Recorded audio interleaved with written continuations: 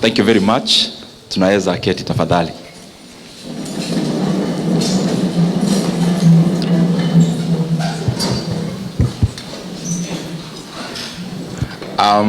Our senior pastor, Reverend Kimathi, and all the other clergy who are here this morning for CBF.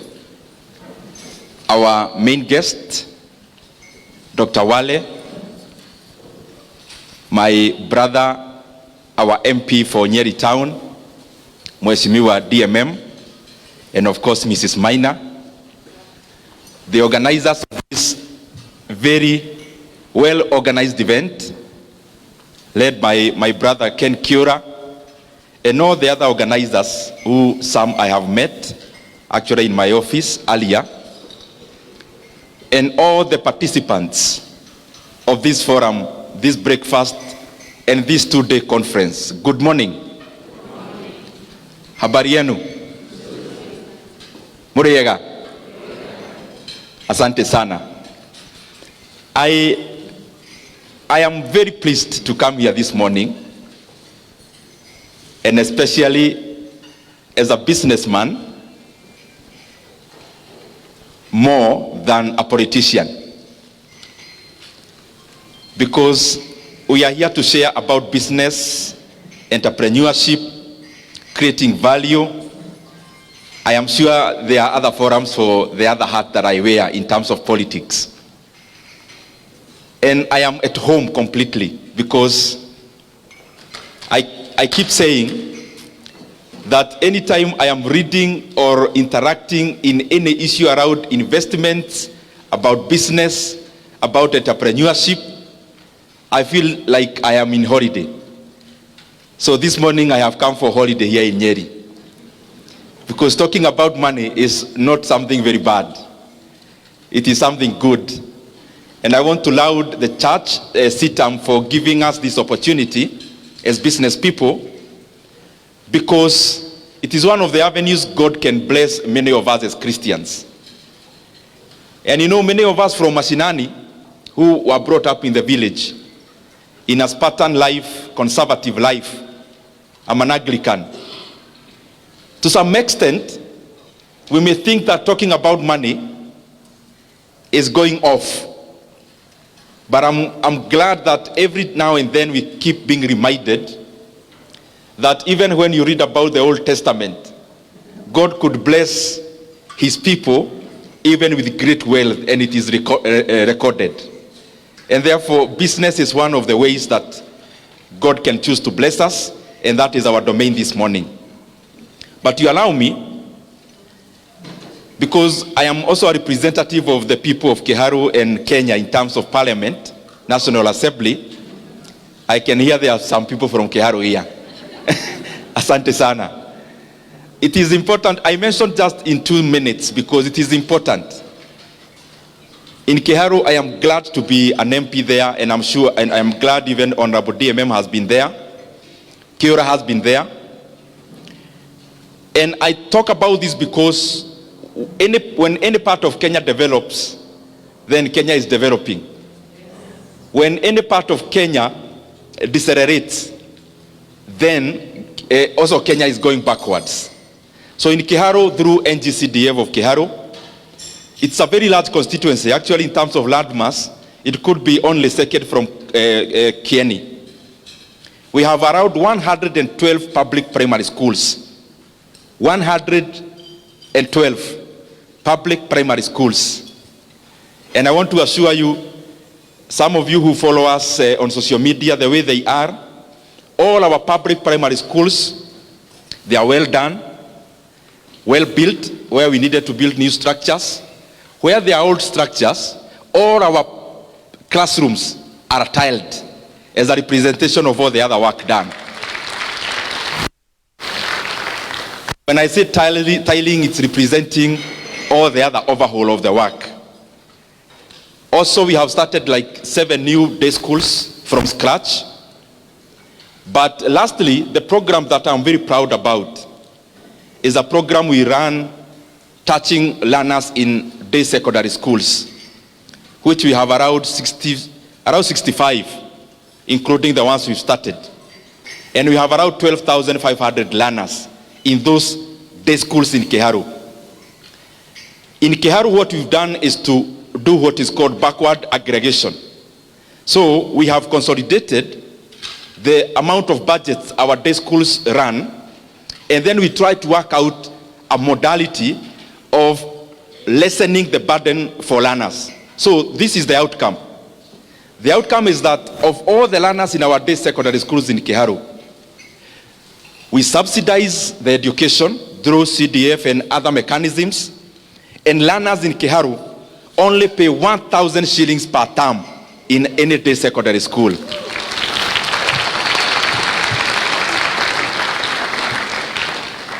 And where there is remedial teaching, because we would also encourage that, we don't actually permit in excess of 1,000 in the schools where there is remedial.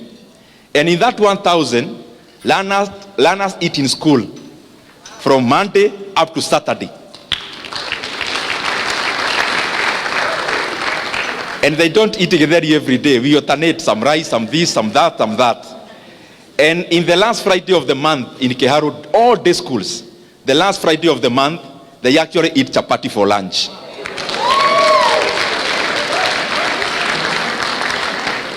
Including last Friday, which was the last Friday of the month. We do this because we know the primacy of education in shaping society from the household level going upwards. We have also invested over 20 million shillings in buying of revision books for those day schools. We are building laboratories. We are building halls in terms of deepening knowledge and education. I have mentioned that because it is important. It is important because this year alone, because we have 2 sub-counties in Kiharu, it's large. We have over 2,000 students who have come from other areas in Kenya to live with their relatives so that they school in our day schools. And I'm very proud about that. Because we don't ask for ID ya mzazi. Ati tuonyeshe mzazi ni wa hapa, anapiga kura hapa. Once you join our day secondary school, what you are looking for is knowledge. You'll become a voter later. Our business now is education, not about where the parent votes. Let me come back now to the meeting.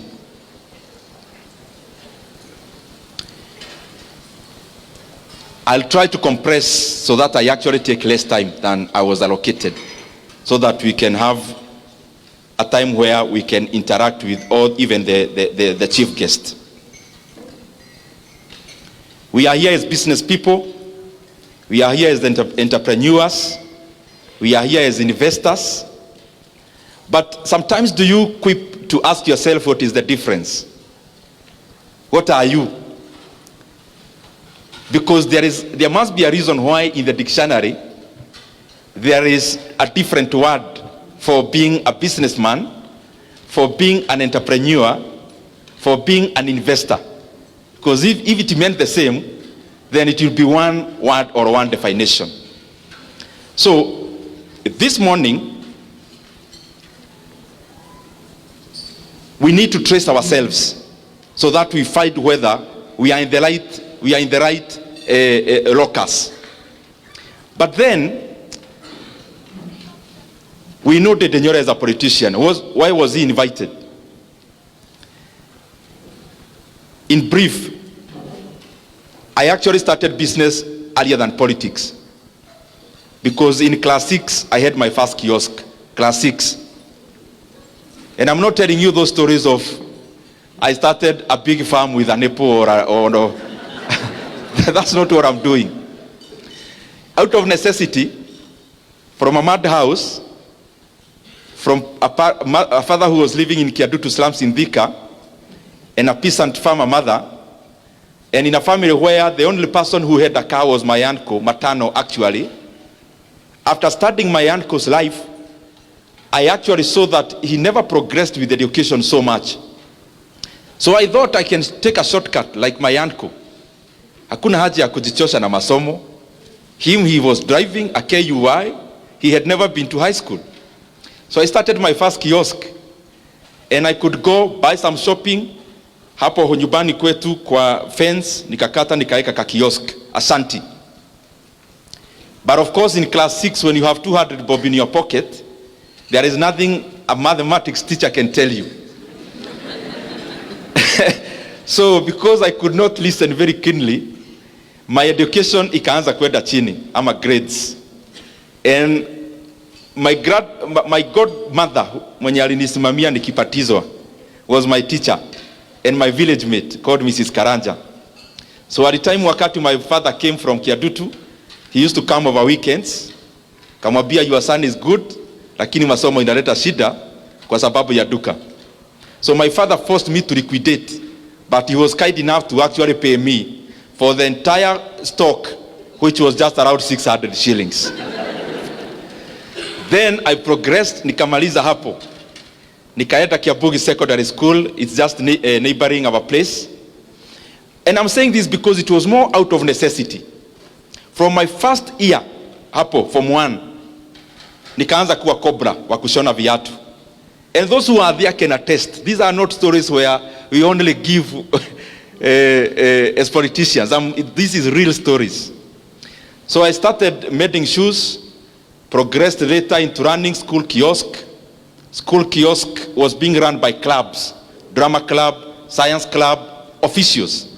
So I made sure I vied to be an official in almost all the clubs, so that I ran the canteen uninterrupted, so that we could buy some bread for the club, and of course some for ourselves to get the profit, and then to make the ends meet. Later on in my third year, my Form 3, Form 4, my elder sister had a mutumba in Thika. Maybe that's where I got the courage ya kuongea mbele ya watu sana. Because in my over holiday I used to go to Thika. Pahali inaitwa Mukereti, wenye mnajua Thika. Saa hii kumejengwa manyumba mrefu. But before it was a market. So I used to sell mutuba there. Kumi ni baobao, bei ni ya kufunga. Nguo za watoto especially I used to sell. University, when I was joining KU, I had two goals. One was to deepen my leadership, but number two is to expand in terms of business. So when I joined KU, my first year, first help, I paid for my school fees for the whole year for KU. But the second semester help in the same first year, I, number one, started a kiosk. Those who are from KU, you know KM. I started a hotel there, and I called it Vatican Cave. But, and I remember one time, it was Valentine's Day, we had gone to buy sufurias with the person I had borrowed some money ya kuanza hiyo kahoteli. That guy is called Wamwere, now he's in the UK. And we had gone to buy sufurias in Gekoba for that hotel of mine. Then Wamwere told me I have a girlfriend, alikuwa nauza phone accessories along Rudhuri Avenue. Since gari za KU ziko tu hapo karibu, matatu, tukaenda tukisalimia girlfriend ya Wamwere. When we reached there carrying sufurias, the lady was looking at us like she does not even know us. Later on, Wamwere was dumped.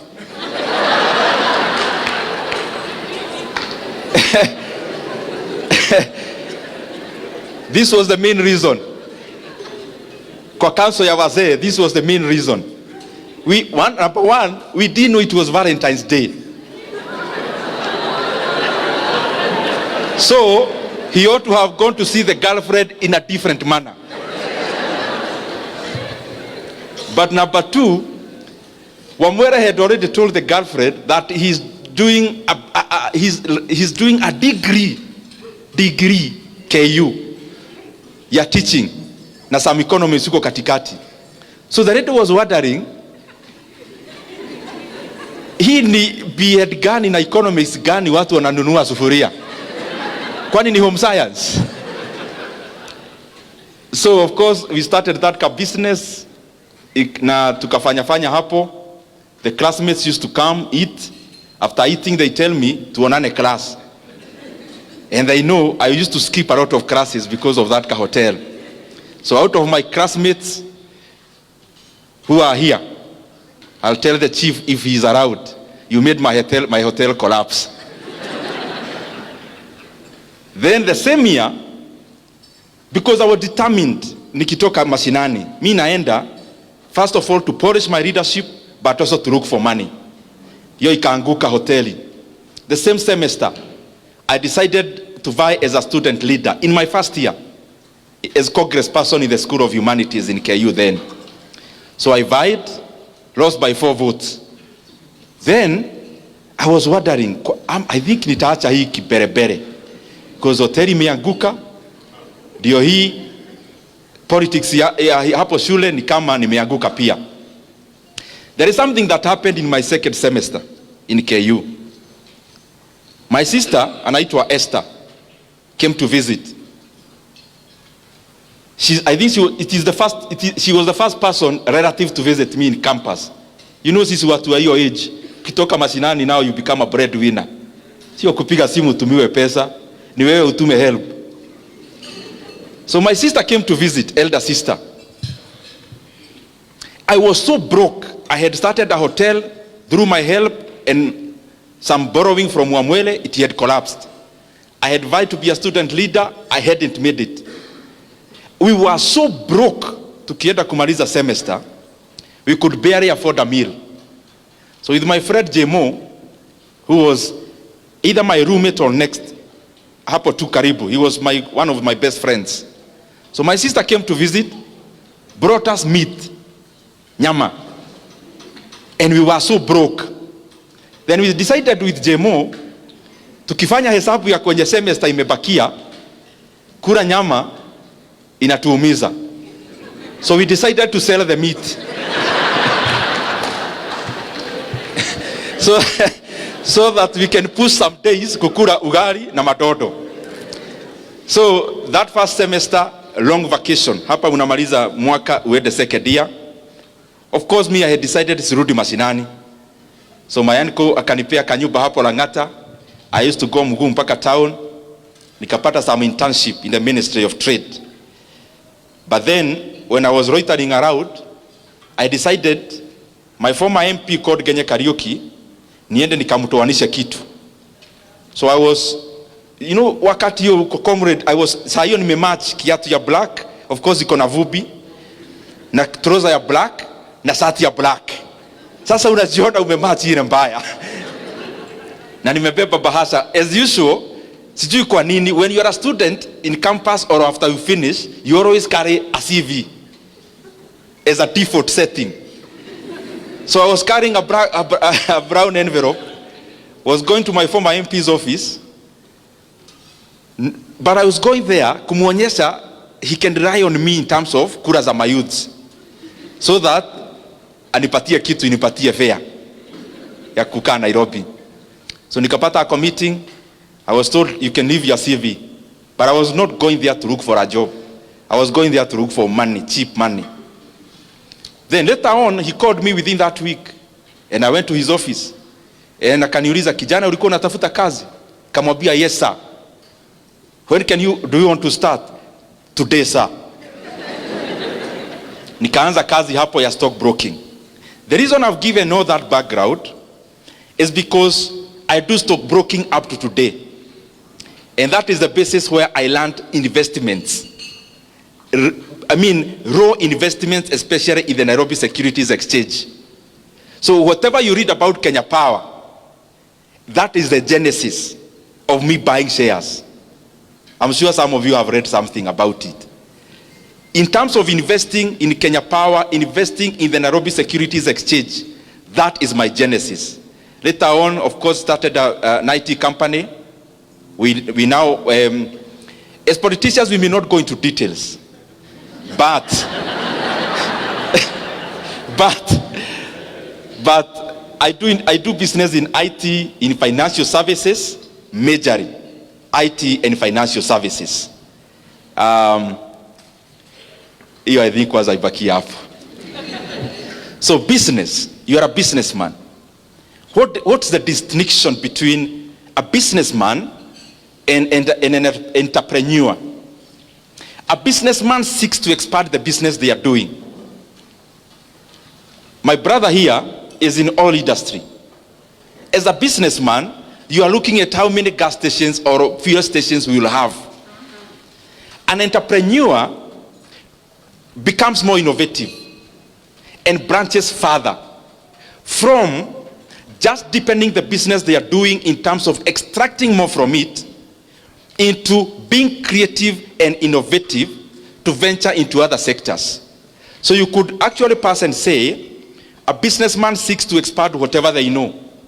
An entrepreneur now goes further, even beyond what they know.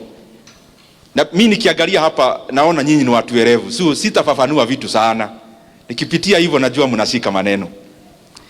An investor is what I'll talk about later because it's an area that I really enjoy.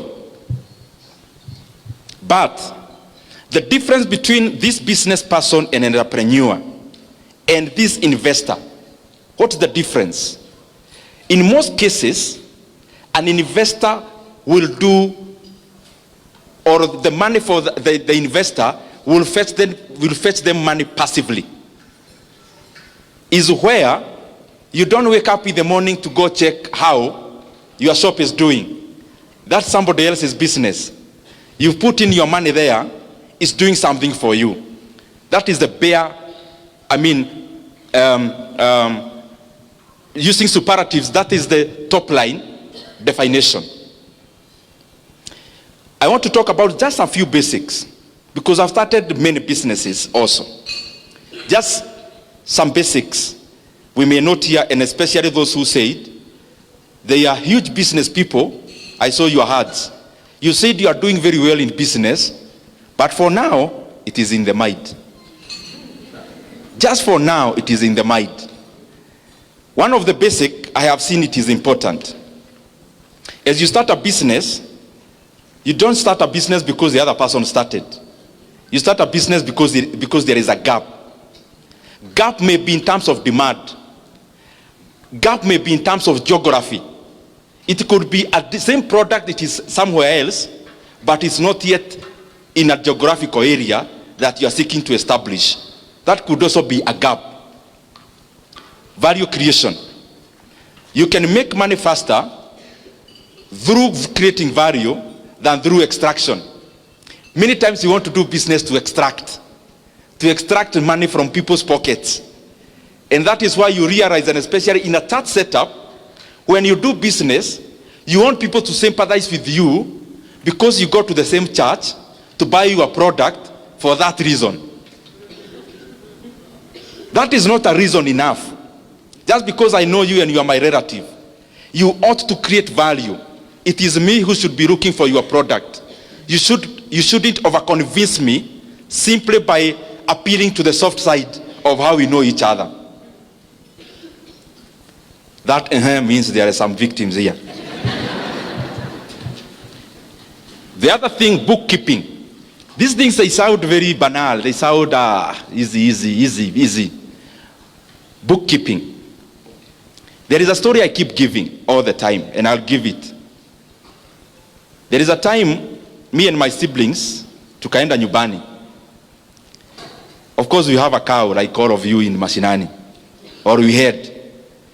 So my mother anatembea Nairobi, siwezi lala hapa, nani atakamua ng'ombe? All the time anaumwa na mgongo, nini? Ng'ombe. So siku moja tukaenda, kamwambia madheka hapa chini, kuja na kalamu. Hebu tuone hii ukulima yako inakufikisha wapi?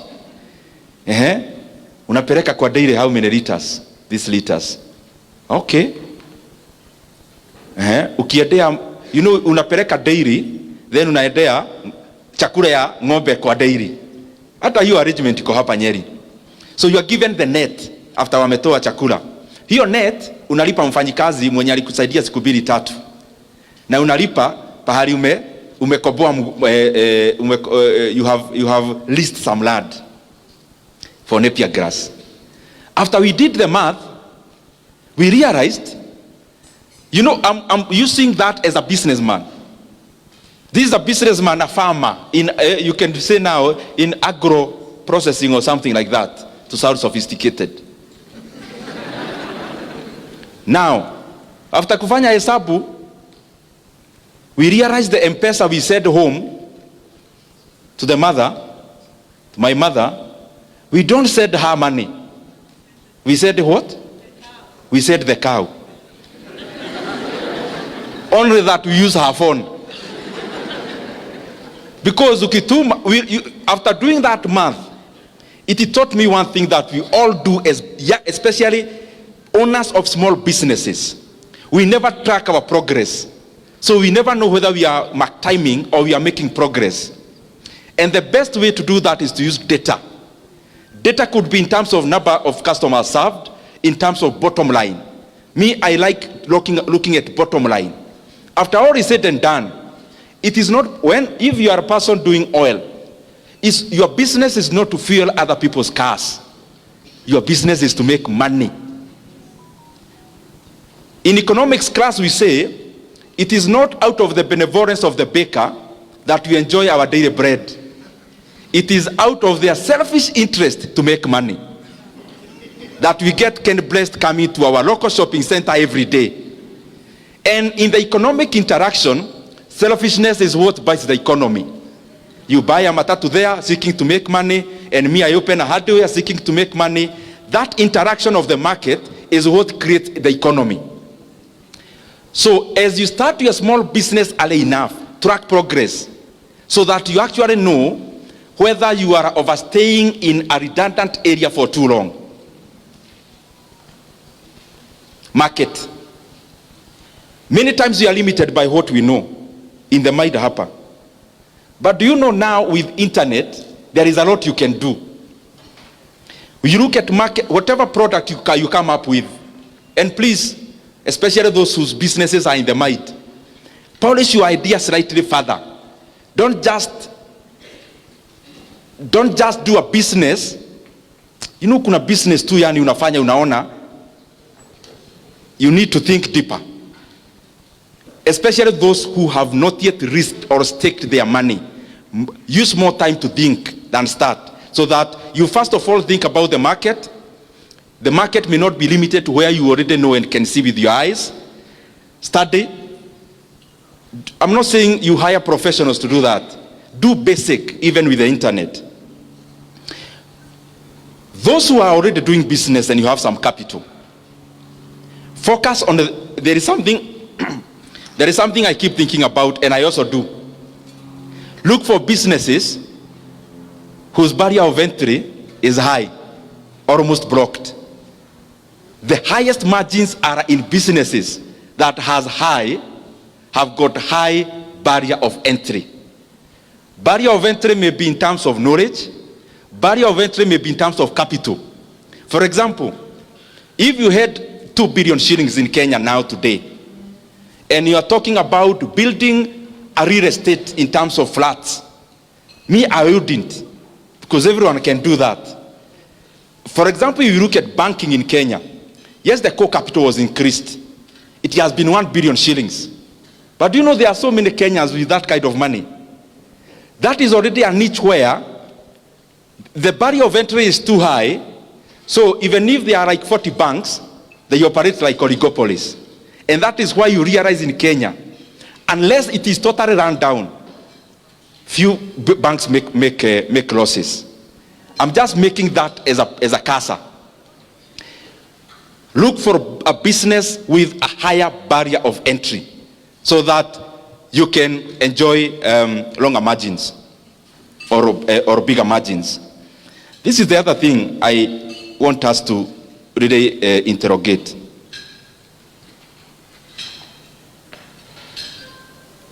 In my village, just like yours, my former teacher retires. The first thing they do is to buy a matatu. Or hapo kwa shopping center yetu anajenga hapo. Pesa ya retire. Karibu wote. What am I trying to say? Those businesses are good. They are good because they facilitate movement and they facilitate trading. But probably even my brother and sister in the same industry, there is much more they can do. around there. What am I trying to say? Kenya is also a plot country. Yani kama huna we measure your success by how many plots you have. Maybe we'll talk about that later. Nikienda kumaliza. By the way, I'm almost finishing. Now, allow me now these minutes, because I can see here, next time, this one here, this is the lead sponsor. We would want in the next few years to come, the owner of this lead sponsor will be from this hall.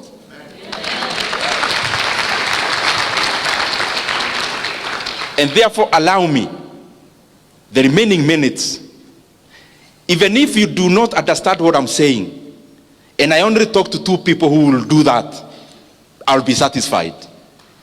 So if you do not understand the things I'll be saying, uniwie radhi. Because I would rather talk to 1 table who may actualize, become this, than talk to all of you and start small dots of businesses.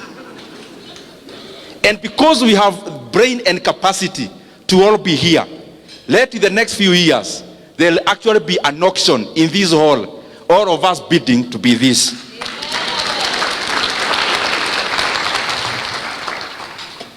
I'm talking about how we must fashion ourselves in this hall to move from being net worth of 500,000, net worth of a millionaire, and because all wealth is granted by God, that we also break that ceiling. Those figures we hear of billionaires, we also aim. And number 1, moving from that comfort, I'm trying that we move from that comfort of being a dealer for Oilibia or for Total, to being the Total yourself. That's what I'm trying to say. From being a dealer of Safaricom to being a competitor. That's the kind of thing I'm trying to talk about. Mumeanza kuenda chini mnauliza sasa huyu mtu ni vitu gani hizo? When you want to move to that level, you do not own 100% of your business. There is no billionaire in the entire world who owns 100% of the business they are associated with. None. Mark Zuckerberg, in terms of Facebook, in fact, let me just to be precise, Jeff Bezos owns 12.7% of Amazon. Elon Musk owns 13% of Tesla. Bernard Arnault, the one for Louis Vuitton Moet Hennessy, is the richest man in France actually. He owns 46% of LVMH. Warren Buffett, the renowned investor of Berkshire Hathaway, owns only 16% of Berkshire Hathaway. Larry Ellison, the one for Oracle, owns 35% of Oracle. Bill Gates, I talk to you now, all of you know Microsoft is owned by Bill Gates. He owns less than 1% of Microsoft. Coming to Kenya, when you ask somebody who owns Cooperative Bank, they tell you Muriuki, the CEO. He is actually from here, Nyeri. He owns less than 5% of Cooperative Bank. But what is 5% of Cooperative Bank? A bank with a market cap of around 20 billion Kenya shillings. 5% means he is going to over 6 billion Kenya shillings. 5%. Now you with your 100% of your business, how much is it worth?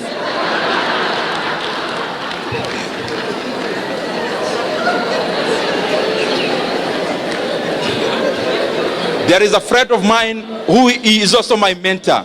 Can you tell me by a show of hand who owns Equity Bank? By a raise of hand, tafadhali. I'll pay something for that. Naona Wakikuyu ni wengi hapa mkono. Who owns Equity Bank? Monga. Very good. He is also a good friend of mine. So hata nikimkuta hapa, he will not be offended. Somebody else who owns Equity Bank? Yes? Mwangi. Can you start? Asita kuita hapa. Najua, public speaking, you can't ambush somebody. Who owns Equity Bank? Please rise up, my sister. Who owns Equity Bank? Monga. You said Peter Monga. Now listen, my brothers and sisters. Mwangi, the CEO of Equity Bank, owns 5% of Equity Bank. And all of you told me he is actually the owner of Equity Bank. If you look at the financial statements of Equity Bank, you realize the top shareholders of Equity Bank are not Kenyan. They are fads, including Norwegian fad. Do you know Peter Monga now owns less than 1% of Equity Bank? Now keep your 100% of your business. In business, and niliacha kuongea sasa mtu wa kuanza kiosk. Tumesema Mungu anatubariki to start chains. Is that so? Don't seek to own a fish pond. Seek to own just as rice of the ocean resources. Because the fish pond utaweka net, utasweep all your resources in there, and you have to give it months. Dive into the ocean. You are just given a slice, but that slice is worth much more than having many fish ponds. And how do you do that? You have a business here. Mambo yote hata nimesema ya bookkeeping is combined. You have a business. You've started, let's say, of making yogurt, making organic soap, of making whatever you may think about. Now you are already progressing. There is so much market, but you can't satisfy. Now out of your bookkeeping, you realize your business is now worth 10 million shillings. But do you know what? You are already feeling very wealthy. And you cannot release. Hii kitu nimeanza na jasho sana. Mimi siwezi leta mtu wa kunisubua. A different person, what do they do? You look for an investor and bring you 5 million shillings into that business. It's not going to your pocket. But you give them 10% of that business. Now, if you receive 5 million shillings for 10% of that business, the valuation of that business becomes instantly 50 million shillings. You use this money to expand other markets, to expand your operations, to buy more machinery. Later on, you get another investor. Now you've already grown, even people are noticing your brand. They come in, they give you 20 million shillings, and you give them a 20% of your business.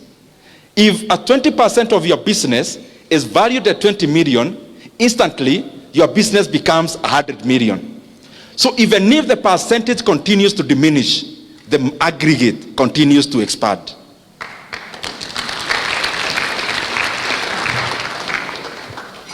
Now, umepata kazi juzi, bank. You are now doing business very well as a contractor or anything else. Your first money, what do? Buy a plot. Then after buying a plot, build flats. Guys, my brothers and sisters, big companies like the one I quoted, including Equity Bank, including their own headquarters, is leased. They don't own. So you want to tell me, in your mind you have more CFAs, you have more actuaries, you have more financial advisors than Equity Bank?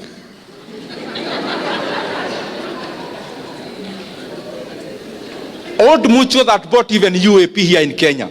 Old Mutual, you know it, is bigger in South Africa. Old Mutual, I saw in the Business Daily this week, they have put up for sale all their real estate assets in the entire East Africa. Wanasema, please come and buy. Hatutaki. Do you know, including that landmark tall building in Nairobi?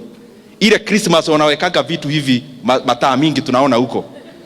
Hata hiyo wanauza. You can go buy. Maybe it's around 5 billion. Now, this is a company that is already divesting from real estate.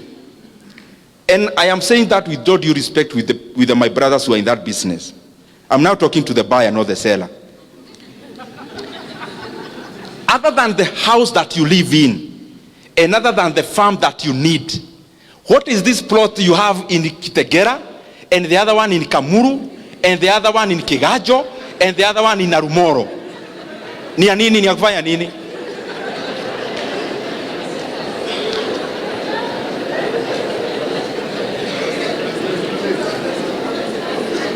I am not saying that I am an oracle, but I just want to tell you, mimi sina pahali nachukuaga rent.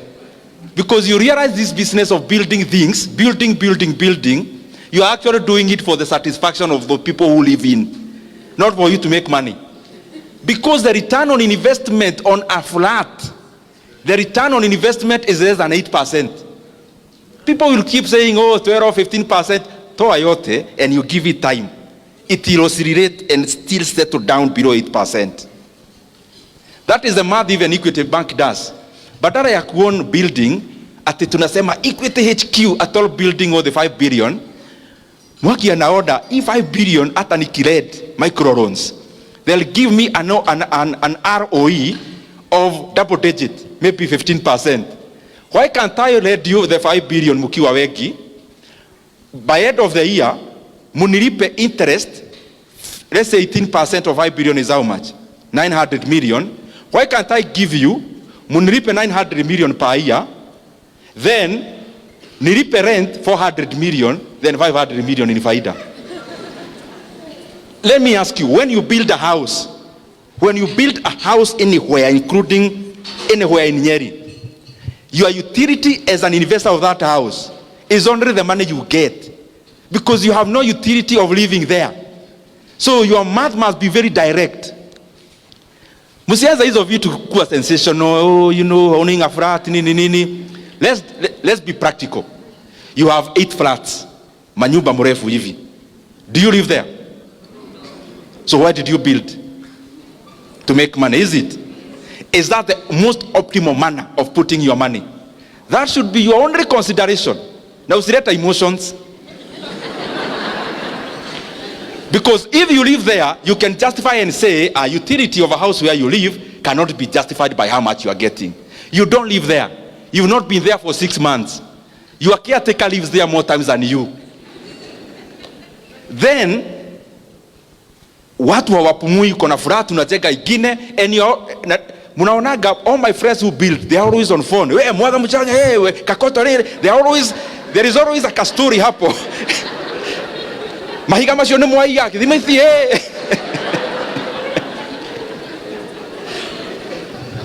Even if you want to own that flat, why can't you invest where you are getting double digit? After getting that double digit, wait for your brother angangane na simiti kuibiwa, angangane na nini. Wewe ukipata ROE yako ya 18%, after 5 years, through the faida peke yake, uende ununue akuwa amechoka on your behalf. Fanya hesabu, my friend. The other thing is that you do not need to use your money all the time. I do a lot of mentorship for university students in my office. And when they come, everyone, when they want to start a business, it is ni kama kamanyu kanapeanwa pahali. Sasa nikimaliza kuongeleza hivi na venye nimejikakamua leo, hata siongei siasa ati ni juu ya biashara. Then nikitoka hapo, unajua utaniuliza aje, okay, umeongea vizuri, where do you get capital?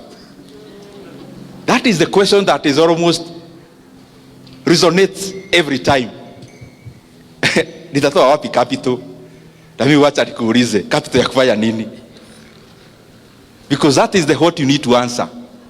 All that, when you get somebody asking you, nitatoa wapi capital, hana idea. Because if you have a very well polished idea of a business, believe you me, you'll attract money. And money is not just borrowing.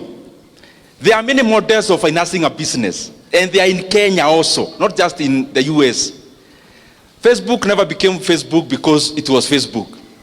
Facebook became Facebook because people like Peter Thiel is a venture capital, invested money in Facebook back then. By the way, mathematics. Peter Thiel invested in Facebook $500,000 and got 2%.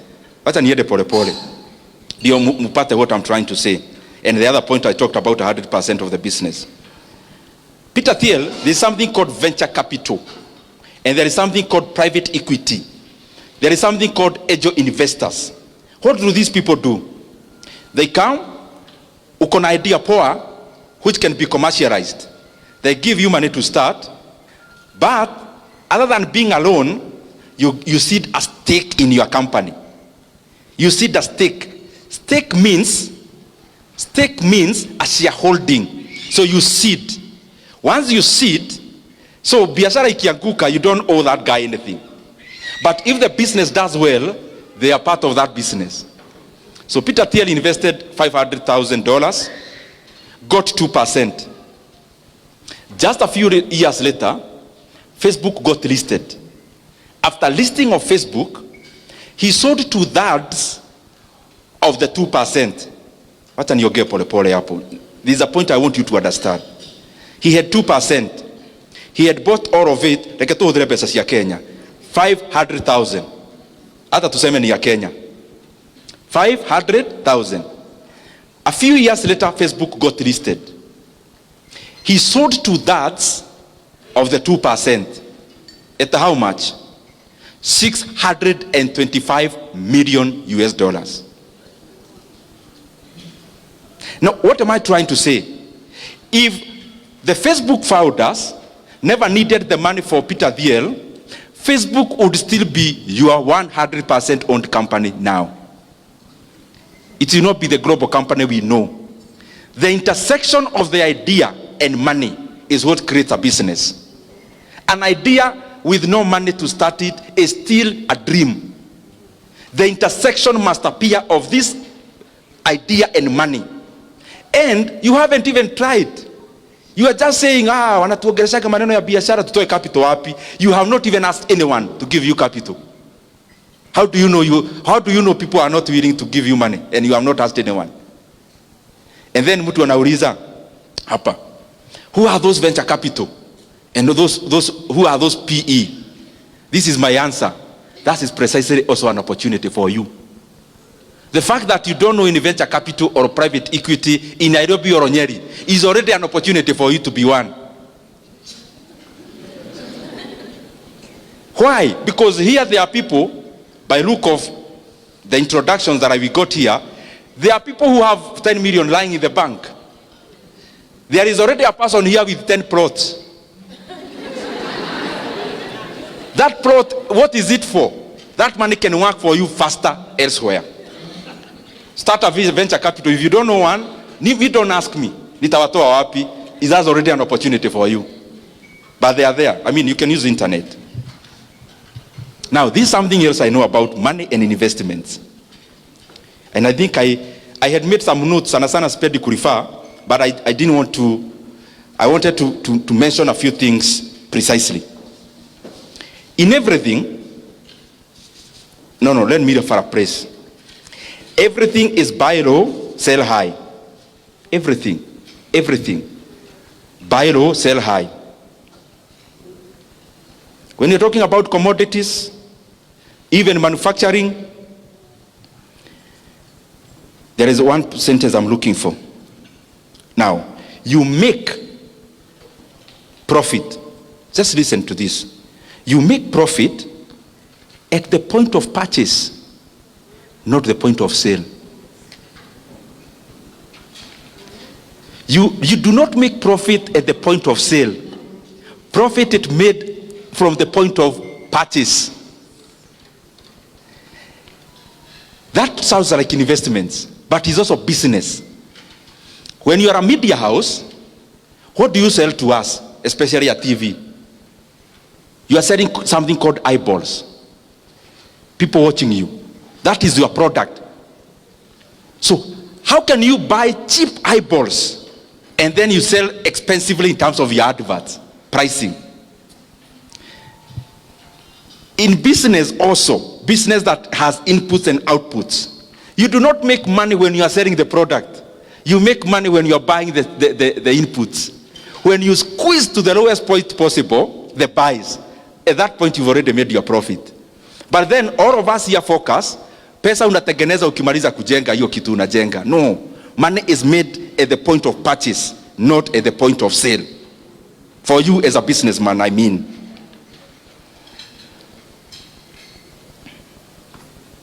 Then, I hope by now we already know, kuweka pesa kwa bank, hizo vitu zote, they are not for people in this hall. By now we already know that. Kiora, if I found you with 5 million shillings in your bank account, I'll tell your wife.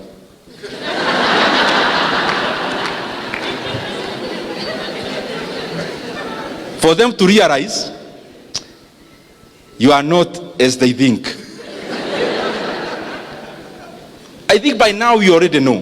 When you have money, you just want to see, many times even me, when you make your first, let me not mention things, money a lot, but when you make your first that one, unaitaka bank, unaitisha statement. Ndio uone hapo chini imeandikwa nini, na pia kashia unamwambia hebu nisomea vizuri hapo chini. So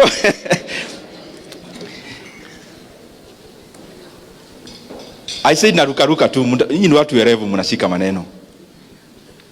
All the people I know, by the way including myself somehow, a lot of money is made during crisis.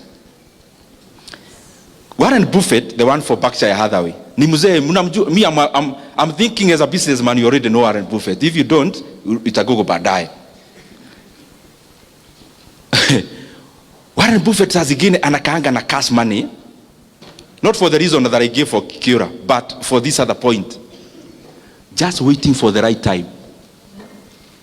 Just waiting for the right time. So anakaanga na pesa. Like now if you Google Berkshire Hathaway holdings in cash, crazy amounts of money, crazy, in hundreds of billions of dollars. What does he do? He has studied the markets, he has studied the economies very well. Like in the year 2002-08 financial crisis, his work was to deploy cash. Why are you deploying cash?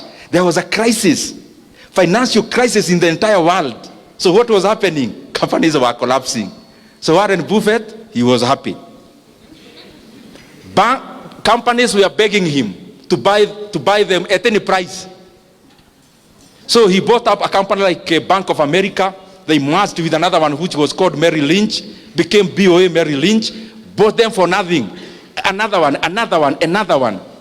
So, and he keeps saying, and this is a point you need also when you are investing, when everyone is very greedy, be fearful. And when everyone is very fearful, be greedy.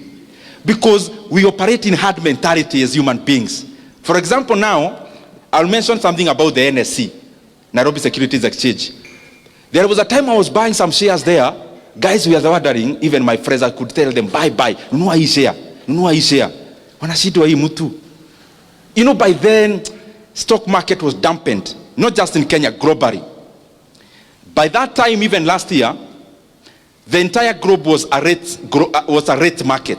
People were chasing after the highest rates, fixed income. So, very few people were paying attention to equities. Equities are shares. I'm just trying to say, when others are fearful, be greedy. When you see everyone is buying a treasury board, fixed income assets, because they are giving very high rates, economies are cyclical all the time. You wait where you need to wait. Wait by buying what they are not buying. And then when the reverse also happens. What am I also trying to say there? You think honestly, because you are saying we are moving from M to B. M meaning? And B? Yeah. If you start kuongea such things, they may appear differently as a politician talking about that. Now, you want to tell me you want to move from M to B, and you can't do basic analysis about your own money. Study markets, study economies. Do you know the time you invest in your day-to-day business? Running a business is very tedious. You think about, I'm referring to my brother a lot because I was told what he does. Mafuta, ukienda short ya 3 bob ni hasara because that's all your profit. Every time you are repairing your mind to the extreme. You also need to invest some time learning, studying threads about the economies, how do economies operate for the last 20 years, so that you have a view of how is it likely to operate for the next few years. And you can do that. You don't need professionals to do all those things. You study Kenyan market, you study South African market, you study American market. You can always predict the next time you're having a financial crisis. Even if you are not very precise, you'll not be very far away. And those are opportunities to make money. That's what I'm trying to say. It's not for exam, it's for making money. When you have, now I'm talking about business people and entrepreneurs. As you continue growing, of course you must learn to use professionals. Umeanza biashara, uwezi ajiri hata accountant. HR kuajiri, HR is your wife and you are the CEO. There is always a premium they bring, and especially structuring your business to be a corporate. Stop running a business. Start running a corporation. A corporation where, even if I needed to invest in your business, there is something I can fall back to as data. But you also need to be very obsessed with success. If those of you who like reading, I would challenge you, look for the autobiography of Elon Musk, the one written by Isaacson. I think he's called Isaacson. Those who can read. And you realize, my friends, those people, like now he's worth for over 400 billion US dollars. 400 billion US dollars. US dollars. US dollars, 400 over. US. When you read that book, then you start realizing, hakuna vitu ati utaokota tu kwa njia. You have to have an obsession to succeed. Not just at the feeling, some obsession, so that unasikilia, and especially when you had already done your basic analysis and you know what you are doing is right, you have to have some obsession. And I've seen it across people. You read about the founders of Apple, Elon Musk, all those guys I'm mentioning, you realize you need to be obsessed to succeed. Decision making. There is something I want you to always have in mind. And especially I have seen it rife in investments. I've been in stockbroking since, for example, my first year in KU. So I've seen cycles of downs and ups. And I have seen in life, just as in business, just as in entrepreneurship, here you are all employers. Me, I'm not talking to you as employees anymore. Because you already decided, those who are in jobs, you are resigning soon. I think we agreed that a long time ago. Otherwise, you're in the wrong forum.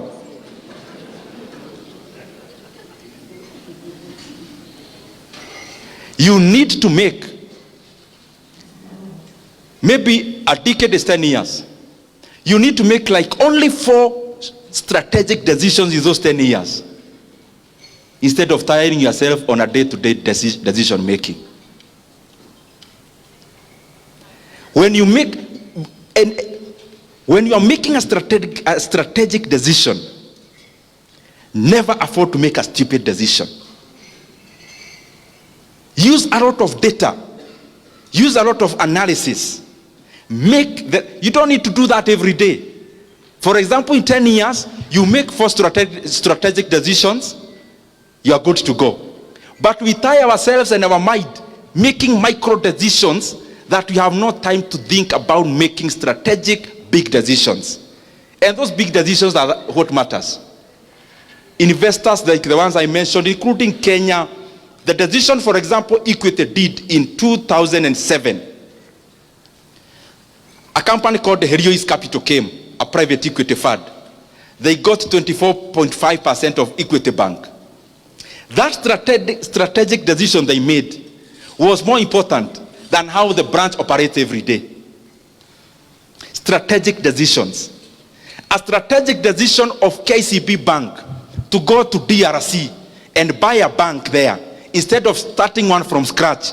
That needed a lot of decision making that is weighty, deep. That strategic decision making is more important than day-to-day running of KCB Bank. The strategic decision, let's say, of Brookside selling a stake to Danone, a French company, that decision making maybe is more important than the amount of milk they were processing every day, at that time. You need to make strategic decisions, but not in haste. Because once you make the right one correctly, then you can reap from it for a very long time. And of course, learn as much as possible. Very lastly, those who, I was at some point, some place 2 days ago, and I made a confession which I want to make also now. Despite all the things I have said here,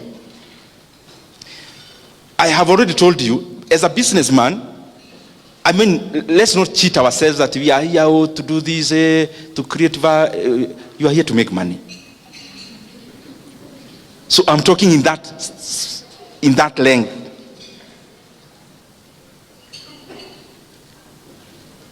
You know, when you're marketing a house, oh, I want to make good living abodes for other people. You're there to make money, my friend. Out of that, me personally, I have made much more money passively than I have made money actively.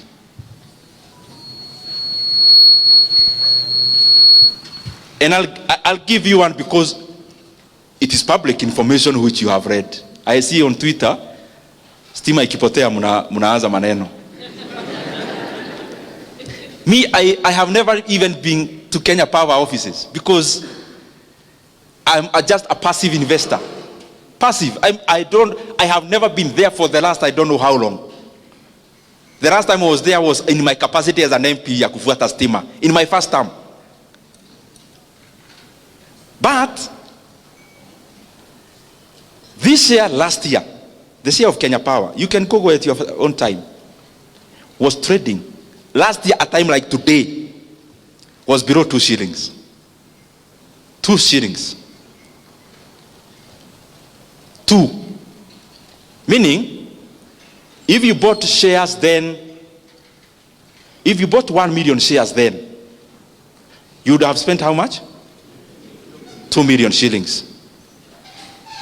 Yesterday, which was Friday, Kenya Power share, after dropping slightly, I know it still go somewhere up, was 13.5 shillings.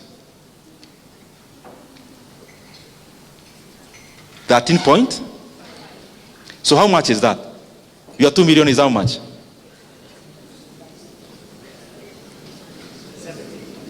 37. No, you are 2 million shares. We say, oh yes, you are right. Your 2 million is? No, it can't be 7. Fanya hesabu, 2 million shares would have bought you 1 million. 2 million shillings would have bought you 1 million shares. 13 and a half. You know najua nikisema hii mnafikiria ni pahali it's real. Si vitu tunasomanga kama hizo nimewabia za Warren Buffett. This is real. Kenya Re shares 3 months ago. Let me even use December. Kenya Re shares in December was 1.06. Yesterday, let me say the high. Average for last week. Not too much. 3.5 shillings. I want you to do the percentage.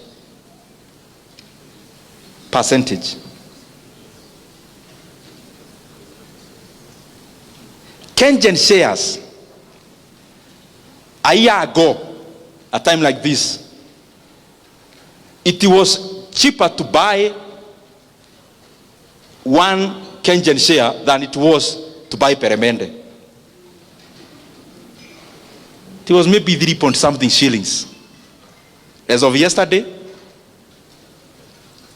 9.7. It doesn't happen all the time. I'm not telling you at the Monday you go buy those shares. No. I am saying this.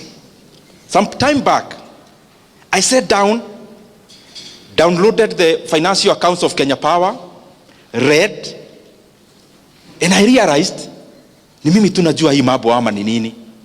Because I saw a gold mine. I am going back to what I told you. You never move from M to B at the evil. You have to also spend some time.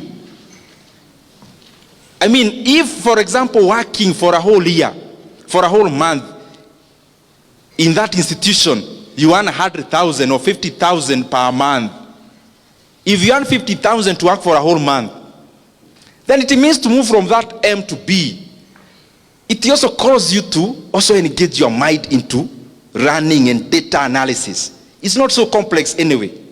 So I started and I saw a company had over 150 billion in sales. That is revenue.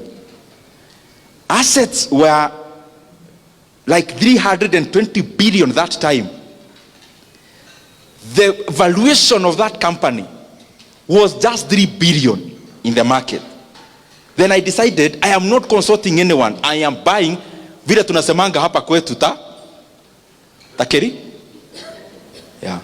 Yani hutaki kufikiria, mimi hapa nimeona iko kitu na sitaki kujua, mimi nanunua.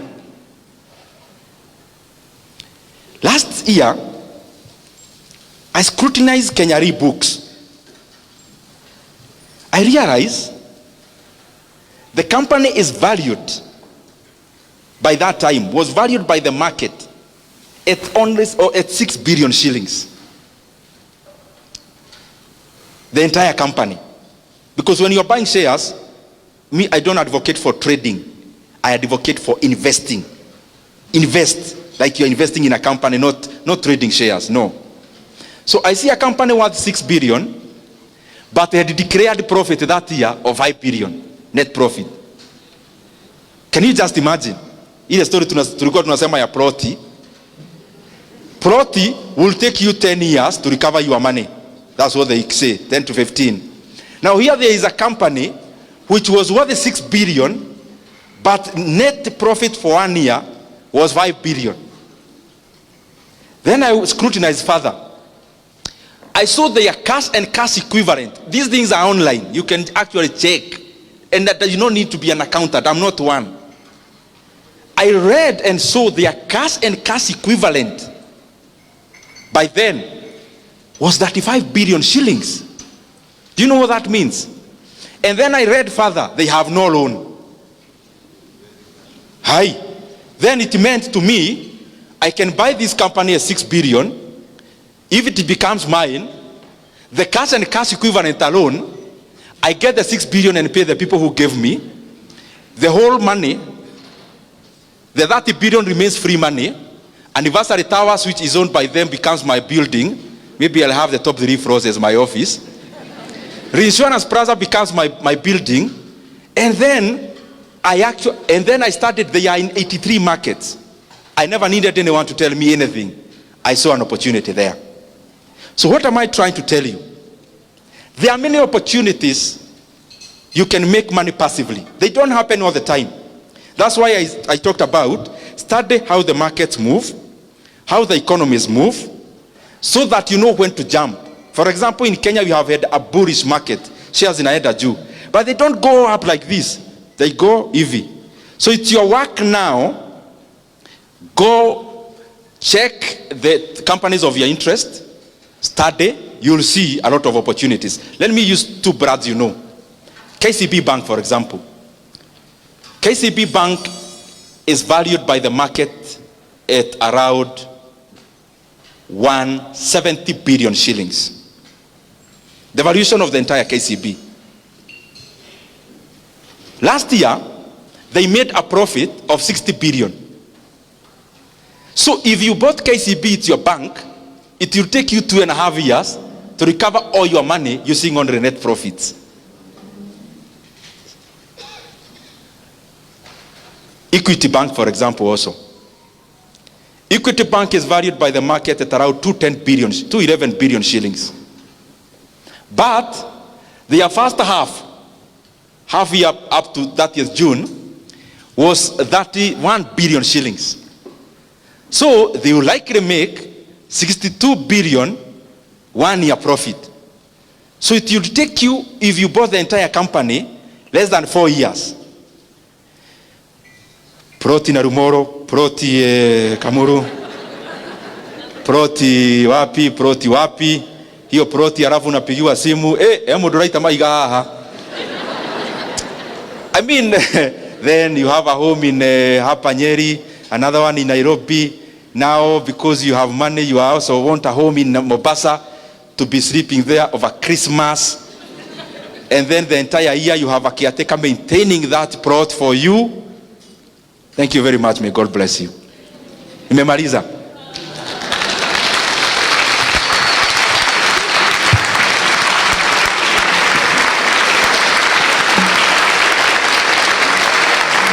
Asante sana. You may sit. I know we are in a church forum, and therefore we can't talk politics. I just want to say one thing that is attached to the things I was saying, because I am an economist and I am grateful for that. There is one thing that is troubling my mind as a Kenyan on the economic front. And it's something, I am not saying it to accuse anyone. I'm saying it because it is important. If you read the central bank data, it shows that the Kenyan economy, we have now borrowed. Our national debt is now over 12.1 trillion Kenya shillings. For the last 3 years, our country has borrowed in excess of 3.5 trillion Kenya shillings. So I would want to request all of us as the leadership, and especially those who have the opportunity to make decisions in the executive. Let us serve our country with dedication.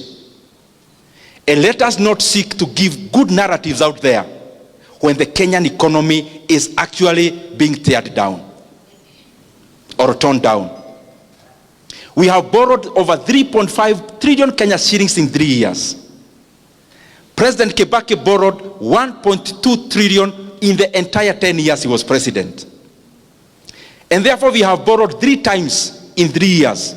We have borrowed 3 times what Kibaki borrowed in 10 years. That's the money Kenya has borrowed in the last 3 years alone. 3 times what Kibaki borrowed in 10 years. And in that money, I have not included other debts that Kenya has now become clever to borrow in the name of something called securitization. I have not mentioned even that. It therefore means the economy of Kenya is borrowing 100 billion every month.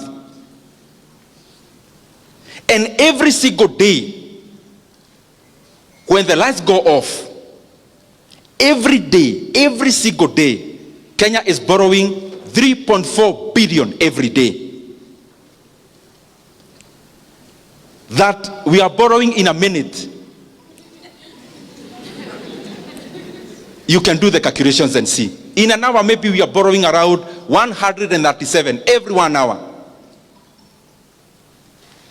I'm saying this because we are now headed to the elections. And what governments do, they focus more on re-election, and we forget that we have a country to lead after the elections.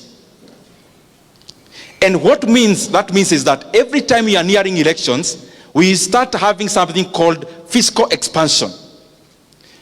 Because maybe there is nothing much to be seen for the past year, then in basically 1 year, we want everything to be seen.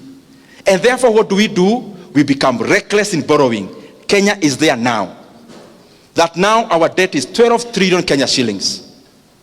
I want to request that we do not have to put our country in that kind of pedestal in terms of borrowing. Kenya has always had development for the many years, but we never had to borrow that much. President Kibaki did a lot of development. He borrowed only 1.2 trillion for 10 years. Where is the 1.2 trillion we are borrowing every year going? To make the matter worse, anything you see with your mouth, with your eyes, sorry for that. Maybe the mouth is what is also being used somewhere. So I shouldn't say sorry. Let me paraphrase that. Everything you see with your eyes happening in Kenya now, in terms of development, what you can see, for example, the expansion of this Keno Marwa Road, is not even part of the 12 trillion borrowed. Is another column on the side called fuel levy securitization. Everything else you see in Kenya in terms of development, like even the Talanta Stadium, is also not part of the 12 trillion debt. That is another debt, securitization of the sports fund, where we borrowed 46 billion and will be paying 100 billion in interest rate alone after 15 years. Even the expansion of Nairobi-Nakuru Road is also not part of the 12 trillion we have borrowed. That is NSSF money being used as a PPP to build that road. I request those who are in government, you have already borrowed 1.2 trillion every year. And even what we can see with our eyes is actually not part of that borrowing. Please, kueni na huruma ya nchi ya Kenya. Even as we preside over the affairs of our country, let us be, tujue kwa akili zetu ya kwamba there is Kenya after elections. Let us not run our country in terms of overheating it. We must avoid to become like Sri Lanka. We must avoid to become like Ghana. We must avoid to become like Ethiopia. We must avoid to become like Zambia in the recent years. Because Kenya is a strong country with internal resources. This issue of profligate borrowing must come to an end if we really care about this country. Asanteni sana, Mungu awabariki.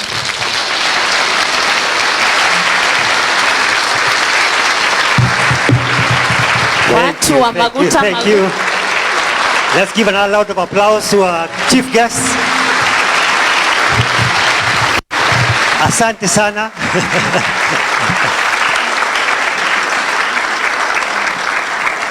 I'll kindly request Bwana Mheshimiwa to come back. Did Nyoro come back on stage here? I would like to present you something.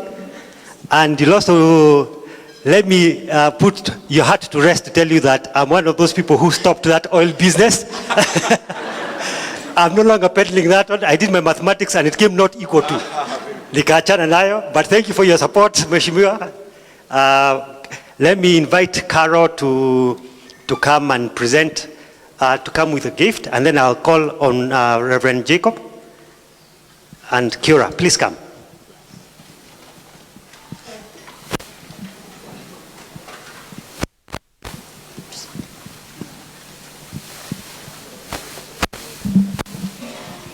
Thank you, Mheshimiwa, even for staying completely away from politics. Now, that was in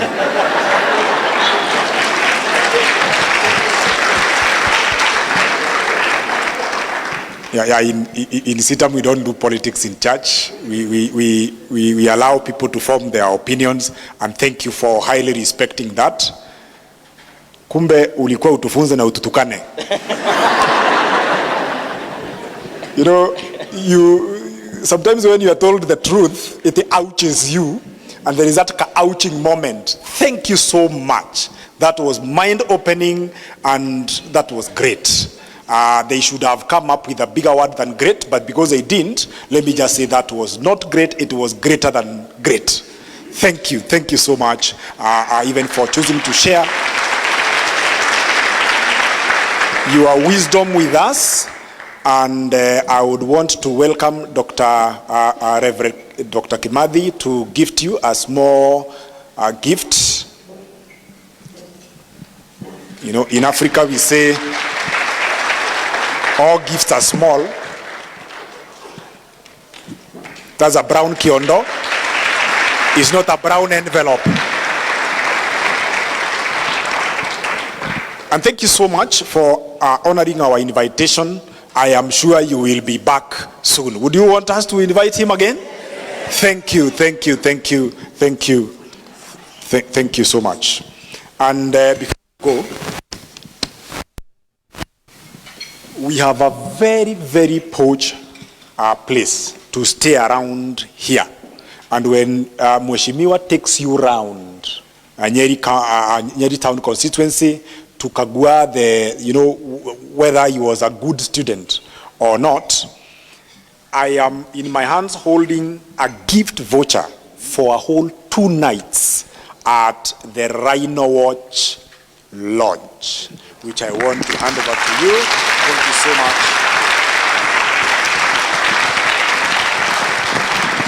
So, when the fumes of Nairobi become too intense, please feel free to come and get a seat from here.